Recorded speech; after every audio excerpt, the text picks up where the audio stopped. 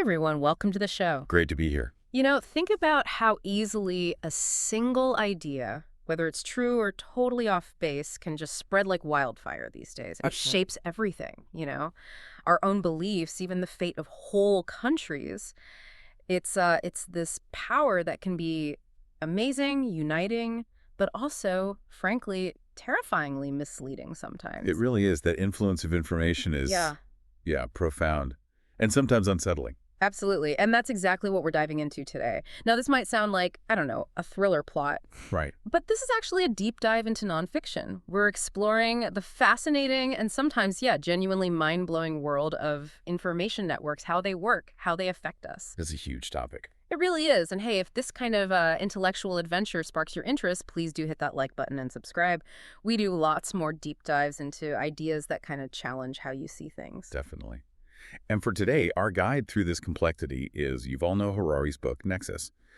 You can find a link for it down the description. It's a great book. It really throws down a challenge right away, suggesting that maybe the real main character of history isn't us humans, but information itself. And it makes you wonder, is our growing reliance on all this infotech purely a good thing, or is it more complicated? Okay, let's unpack that. Our mission for this deep dive is really to dig into how complex information is, just like Harari lays it out. We want to explore its potential, for amazing progress, but also for, real danger. And what does this all mean for you trying to make sense of the world right now? Because there's just so much information coming at us constantly. It's overwhelming. Totally. So our aim here is to pull out the most crucial insights, the stuff that really makes you think. Exactly. And the very first big point Harari makes is one that forces us to rethink something basic. What information is. It's not automatically good or bad, or even true or false. Right. It's easy to fall into that trap, what the book calls the naive view. The idea that if we just pile up enough facts, enough data, we'll magically arrive at truth, and that truth leads to wisdom and, progress. And sometimes it seems to work that way. Look at medicine. The leaps we've made. Oh, definitely. Think about child survival rates. It's astonishing. You mentioned the Goethe example from the book. Yeah, back in the 1700s, even for someone wealthy and educated like Goethe, losing most of your children was, common. He had 12, only 3 survived childhood. Wow. Just staggering. And now, in Germany, by 2020, it was like 99.5% survival. That's down to collecting, analyzing, sharing medical information. It works. That's a powerful case for information being beneficial. It is. But Harari argues the big flaw in just assuming more info equals better outcomes is that, quote, errors, lies, fantasies, and fictions are information too. So information isn't just about reflecting reality accurately. Not necessarily. This is where it gets really interesting, like you said.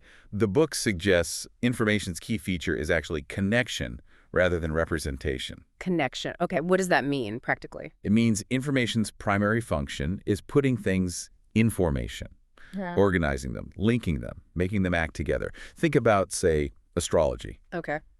Scientifically, we know it doesn't describe cosmic reality, but for centuries, it was hugely influential information. It connected believers, guided decisions, shaped cultures. Even though it wasn't true in an objective sense. Exactly. Its power was in connection. Or another example from the book, the NILI spy network in World War I. Right, with the window shutters. Yeah, opening or closing shutters to signal Ottoman troop movements to the British. The truth of that shutter's position wasn't the main point. The point was the connection it created, the information it relayed that allowed the British to act. So information enables action, forms connections, regardless of its, ultimate factual accuracy. That applies to ancient myths and modern tweets, I guess. Precisely. That's a key takeaway. Information connects. So if it's not always about truth, how else has information shaped us fundamentally? The book really emphasizes stories here, calls them humanity's first critical information tech. Absolutely crucial. Stories let us cooperate on a scale way beyond our biology. Primates, including us, seem hardwired for close trust with maybe, 100, 150 individuals max. Chimp groups are typically small. Like Dunbar's number, that kind of thing? Sort of, yeah. Even other early humans, like Neanderthals, seem to have lived in smaller, more isolated bands. But then Homo sapiens started telling stories. Exactly. Shared myths, legends about ancestors, gods, spirits, common origins. These stories allow different bands to connect, to trust each other based on shared belief, not just personal acquaintance. So it wasn't just gossip around the campfire. No, no. This created tribes, networks of hundreds, thousands. This ability to build large networks based on shared stories gave sapiens a massive advantage. It wasn't just about being smarter individually. It was about connecting better collectively. And these stories, they weren't just entertainment. They actually built realities, right? This idea of intersubjective entities. That's the term Harari uses. Okay, let's break it down. You got objective reality. Rocks, trees, things that exist whether we believe in them or not. Right, physical stuff. Then subjective reality is not your personal feelings, pain, experiences, unique to you. Got it. Intersubjective reality is different. It exists only in our shared consciousness, in the stories we tell and believe. Think nations, money, laws, gods. You can't physically touch France or the US dollar. Exactly. They're not rocks. Their power comes entirely from the fact that millions or billions of people believe they are real and act accordingly. It's collective agreement sustained by stories. The book uses the example of Jesus. His impact isn't really about historical proof in a lab sense. No, it's about the belief of billions over centuries. That shared belief makes the story powerful. Or the Jewish Passover Seder retelling the story expands the feeling of family, of us, way beyond blood ties. It's the shared narrative doing the work. So money works because we all agree it does. Nations exist because we believe in them. It's information stories creating tangible power. And even political systems are built on these fictions. Look at the U.S. Constitution. We the people. It explicitly says, we humans made this. Which means, importantly, we humans can change it. Okay. Contrast that with, say, the Ten Commandments, I am the Lord your God. It claims divine origin, immutable, unchangeable by humans. So the founding story itself shapes how adaptable the system is. That's fascinating. It has huge real-world implications. Okay, shifting gears slightly. The book brings in another key information tech. Documents, writing. Which seems maybe less dramatic than world-creating myths. Initially, maybe. Tax records aren't usually as inspiring as epic poems, right? Definitely not signing up for that movie night. Right. But documents have a unique power. Hmm. They can literally create reality in a different way. Think constitutions, treaties, property deeds, marriage licenses, contracts. They don't just describe things. They establish rules, obligations, ownership. They make things legally real. Precisely. And as societies got bigger, managing all this written information became a challenge. We couldn't just rely on memory anymore. Enter bureaucracy. Exactly. Bureaucracy evolved as the system for organizing, storing, retrieving documented information in large networks, empires, states, big organizations. Remember that priestess Noramtani from ancient Mesopotamia? Vaguely, needing proof for her inheritance. Yeah. Pleading for clay tablets to prove her case in court. That's bureaucracy in action. A system to manage documented facts critical for social order, like inheritance. It allowed for much more complex societies. But the book warns bureaucracy, like myths, can also end up, quote, sacrificing truth for order. It creates categories, rules, procedures, and sometimes reality is messier than the boxes allow. The system needs neatness, predictability. And this isn't just a modern digital problem like algorithms getting things wrong. Not at all. Harari makes the point that the challenges we face with biased AI or rigid digital systems echo problems inherent in bureaucracies throughout history. Think about trying to neatly categorize species evolution. When does Homo erectus officially become Homo sapiens? Nature doesn't have sharp lines. Right, it's a spectrum. Or the example of Romanian Jews in 1938 losing citizenship because they couldn't produce the exact right documents from decades earlier, fitting the bureaucracy's specific, newly imposed rules. The system's need for order overrode the complex human reality. So bureaucracy enables large-scale order, but can also create distance, injustice, and prioritize neatness over messy truth. It's a trade-off inherent in managing information in large human networks. And as things got even more complex, individuals couldn't possibly process all the information themselves, right? So we started relying on experts. That's the next step. You see it everywhere. Religious institutions emerge, priests, rabbis, imams, interpreting sacred texts or divine will. Ancient Greece had the Pythia at Delphi, the oracle everyone consulted. Societies needed trusted intermediaries to filter and explain important information. And this often involved creating official lists, right? Canonical texts, the Bible, the Mishnah, the Talmud, the New Testament, these weren't just random collections. Oh, absolutely not.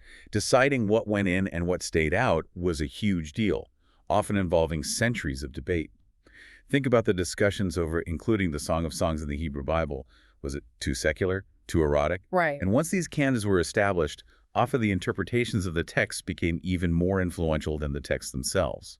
This gave rise to new power structures, the rabbis interpreting the Torah and Talmud, the Christian clergy interpreting the Bible. They became the authorized curators and explainers. The book mentions Bishop Athanasius in the 4th century. Yeah, his letter listing the 27 books that eventually formed the standard New Testament. His choices had enormous long-term impact. For instance, including 1 Timothy with its views on women's roles, and excluding other popular texts like the Acts of Paul and Thecla, which featured a prominent female apostle that shaped Christian attitudes for centuries. So controlling the information, and crucially its interpretation, became a major source of social and political power. Absolutely. Then comes the printing press. You'd think, okay, information flows more freely, everyone gets access. Surely that leads to more truth, more enlightenment. Well, the book uses the early modern European witch craze as a stark counterexample. Not exactly an enlightened period. Far from it. A book called The Malleus Maleficarum, The Hammer of Witches, full of, frankly, horrifying and unsubstantiated claims about witchcraft. It became a massive bestseller thanks to the printing press. So the new technology amplified the hysteria. Dramatically.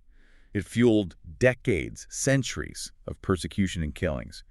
It shows that just opening the floodgates of information doesn't guarantee truth wins out.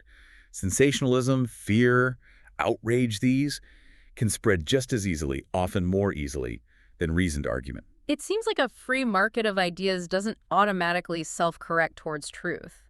Like, the book contrasts the Hammer of Witches' runaway success with Copernicus's book on the planets orbiting the sun. Exactly. Copernicus is on the revolutions of the heavenly spheres, a genuinely revolutionary scientific work, had very slow initial sales. The sensational witch-hunting manual vastly outsold it. So what does help navigate this, if free flow isn't enough? Harari argues it's about having robust self-correcting mechanisms, institutions designed to find and fix errors. Think independent courts, the scientific method with peer review, systems that allow for challenge and revision. Okay. He contrasts institutions with weak self-correction, like maybe the historical Catholic Church, with papal infallibility, where mistakes might be blamed on individuals rather than the system, with institutions that have stronger built-in error correction, like science. Science gets things wrong all the time, but the process itself is designed, ideally, to uncover and correct those errors over time. Think about how psychiatry's view on homosexuality changed. That was institutional self-correction, admitting a past error. So the resilience of a system depends not just on having information, but on having ways to check it, challenge it, and fix mistakes. That seems to be the crucial difference. This idea of self-correction ties directly into how different political systems handle information, doesn't it? Dictatorships versus democracies. Exactly. The book frames them as fundamentally different information networks. Dictatorships are typically highly centralized. Information flows to the center, decisions flow out. And they don't like independent checks. Not at all. Independent hubs of information or power, truly independent courts, a free press, even things like the old Roman Senate or the Soviet judiciary, eventually are seen as threats. They get suppressed or co-opted. Strongmen often systematically attack these self-correcting mechanisms first. Makes sense. Whereas democracies are ideally more decentralized. Yes. Power is distributed, limited. There's supposed to be built-in checks and balances, mechanisms for self-correction. Protecting individual rights, even from the majority, is part of that. It allows dissenting information and viewpoints to exist. But the book stresses that elections aren't about finding truth, right? They reflect what people want. Precisely. Elections measure desires, popularity, not necessarily factual accuracy or wisdom. That's why democracies need those other institutions, the independent courts, the free media, scientific bodies, to act as guardians of factual reality, even when it's unpopular or inconvenient for those in power. And we see today there's often this populist suspicion towards those very institutions, isn't there? A sense that only power matters, not objective truth. Yes, that's a real challenge. And Harari emphasizes that for democracy to function, you need two things: the freedom for people to speak and the willingness for people to listen and engage with different views. That second part feels particularly strained right now. Yeah, definitely. It's not just about shouting, it's about hearing, too. And it's interesting. The book notes democracy isn't new hunter-gatherer bands likely operated on consensus. But scaling it up has always been hard. Even Athenian democracy struggled as it became an empire, partly due to the limits of information technology back then. Okay, so dictatorships centralize and suppress correction, democracies decentralize and rely on it. What about totalitarianism? The book uses the Soviet Union as a major example. Totalitarianism is like dictatorship on steroids. It aims for total control over all aspects of life, all information. Think Hitler's Germany, Stalin's USSR. Earlier dictators like Nero in Rome maybe wanted total control, but lacked the technology to achieve it fully. Right. The Soviets really tried to engineer reality through information. The collectivization, the decolonization campaign. These weren't just policies, they involved creating bureaucratic categories like Kulak, supposedly a rich peasant exploiter. But the category didn't always match reality. Often it didn't. The book tells the story of Antonina Golovina, labeled a kulak despite being poor, simply because the local bureaucracy needed to meet its quota for deporting kulaks. The label, the information category created by the system, became her reality, with devastating consequences. So the bureaucratic need for order for fulfilling the plan overrode any objective truth about her situation. Exactly. And this prioritization of order and ideology over truth permeated the system. Stalin's purges, the bizarre doctor's plot conspiracy near the end of his life. Truth was secondary to maintaining control and the leader's narrative. It sounds horrific, yet the book notes Stalinism was, in a grim way, successful at consolidating power and controlling a vast empire for decades. Yeah, this is a sobering point. Through relentless propaganda, total control of information, and brutal suppression of dissent, the system maintained order and power, despite the immense human cost and detachment from reality. Okay, this brings us to a huge shift in the book. The rise of non-human intelligence, AI. This is presented as something fundamentally new. It really is. Because unlike all previous tools, the printing press, computers, even stories which enhanced or managed human thought and communication, AI can potentially make decisions and create ideas on its own. It's not just a tool anymore, it could be an agent. That's the crucial difference. It can potentially replace humans in the decision-making loop, not just assist them. Harari suggests AI could change not just human history, but the entire evolution of life on Earth. It's that fundamental. He mentions the idea of a silicon curtain. Yeah. What's that? It's this unsettling image of a future where humanity is increasingly separated from and perhaps governed by algorithmic systems whose inner workings become completely opaque and unfathomable to us, like living behind a curtain we can't see through. And it's not about AI having consciousness like us. Not necessarily. The point is that AI, even without feeling or awareness, can pursue goals, make complex decisions, optimize systems, and that ability alone changes the structure of information networks dramatically. We're moving from human-only networks to networks with non-human members, networks where computers talk directly to computers, making decisions that affect us. It's hard to even imagine the long-term consequences. Extremely difficult. Our biological brains just aren't equipped to grasp that kind of potential evolutionary trajectory. So how is this already playing out? The book talks about weaponizing information in the digital age using algorithms. Right. Think about social media algorithms. Their goal is often to maximize engagement, keep you clicking, scrolling, watching. Sure. And what often grabs attention? Outrageous, sensational, emotionally charged content. So the algorithm, without any conscious intent to mislead, can end up promoting extreme views or misinformation simply because that's what gets clicks and shares. The book mentions YouTube algorithms and the rise of the phone. Yeah, as an example of how recommendation engines, by constantly feeding users similar, often increasingly extreme, content based on what they watch, can shape political landscapes in ways no one explicitly planned. It's an emergent property of the system optimizing for engagement. And then there's algorithmic bias. Where does that come from? Often it comes directly from the data we feed the AI to learn from. If historical data reflects societal biases, say, fewer pictures of certain demographics in facial recognition training sets, or biased language in texts used to train language models. Then the AI learns those biases. Exactly. It learns the patterns in the data, biases and all. So you get facial recognition that works poorly for some groups, or chatbots that quickly learn to spout racist nonsense, like Microsoft's Tay experiment. Finding truly unbiased representative data is incredibly difficult. And the book warns that computers might end up imposing their own kind of order rather than discovering truths about us. Yes, because they categorize and predict based on past data, potentially missing human nuance, agency, or the possibility of change. And they don't easily account for their own influence on the data. It's crucial, Harari argues, for AI engineers to realize they're unleashing independent agents, not just building passive tools. This leads directly to surveillance, doesn't it? The potential loss of privacy. Huge implications there. The sheer relentlessness and memory of digital networks could, in theory, eliminate privacy altogether. Think automated license plate readers tracking movements, ubiquitous facial recognition. We saw that with tracking people involved in the Capitol riot, for instance. Exactly.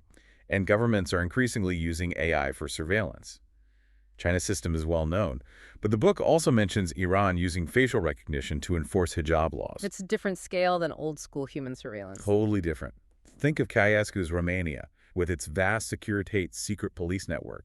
It was huge, terrifying, but still limited by human resources, fatigue, inefficiency. Digital surveillance can be automated. 247, pervasive in a way human spies never could. And it's not just tracking actions, but potentially emotions, too, with biometric data. That's the next frontier. Analyzing facial expressions, voice tone, heart rate.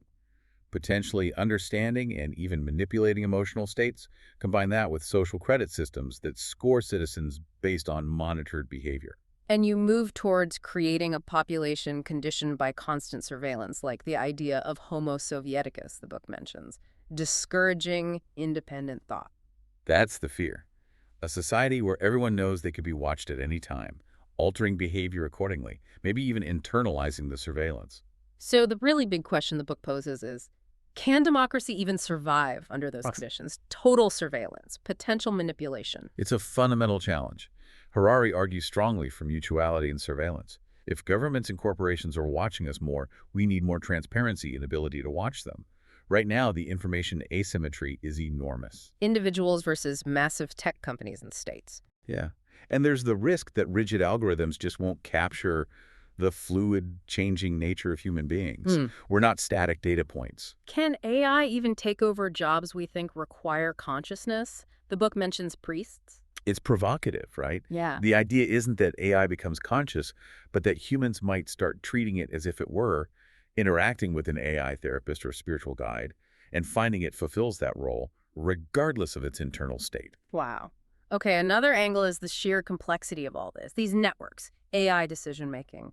It's becoming unfathomable for many people. Absolutely. And that feeling of being overwhelmed, of not understanding the forces shaping your life, like complex financial instruments created by AI or algorithms deciding loan applications, can lead people to seek simpler explanations. Exactly. It can make people vulnerable to conspiracy theories that offer a single simple cause for complex problems, or to charismatic leaders who promise to cut through the complexity. It's the fallacy of the single cause again. The book has that hypothetical bank letter. Yeah, trying to explain a loan rejection based on thousands of uninterpretable data points and correlations found by an AI.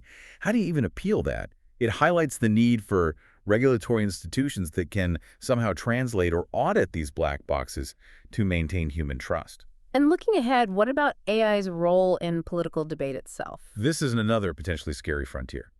Imagine millions, maybe billions, of highly intelligent AI bots participating in online discussions, social media. Not just spamming, but building relationships, subtly shaping opinions. Precisely. Bots designed to be persuasive, build trust, tailor arguments to individuals, potentially manipulating public discourse on a massive scale.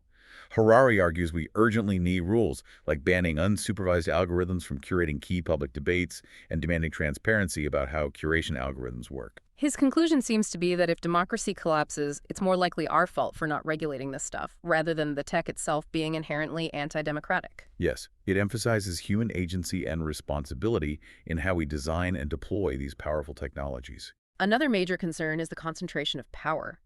These digital networks seem to favor monopolies. Very much so. Network effects, where a service becomes more valuable, the more people use it, tend to create winner-take-all markets. Think Google and search. A few giant companies end up controlling vast swaths of the digital infrastructure and data. And the book uses that thought experiment, the great leader and the surveillance AI. Yeah, illustrating how, even in a totalitarian state, the AI managing the surveillance and control systems could eventually become the real power behind the throne, with the human leader just a figurehead, perhaps without even realizing it. That's chilling. Are there parallels to previous technological shifts? Harari draws parallels to the Industrial Revolution, where private companies initially drove innovation before states caught up, leading to new forms of empire. We might be seeing something similar now with AI, led by giant tech companies. And this is happening globally with national competition. Definitely. The US, China, Russia, India. Major powers see AI dominance as crucial for future economic and military strength. This leads to different approaches, the US more private sector-led, China more state-directed.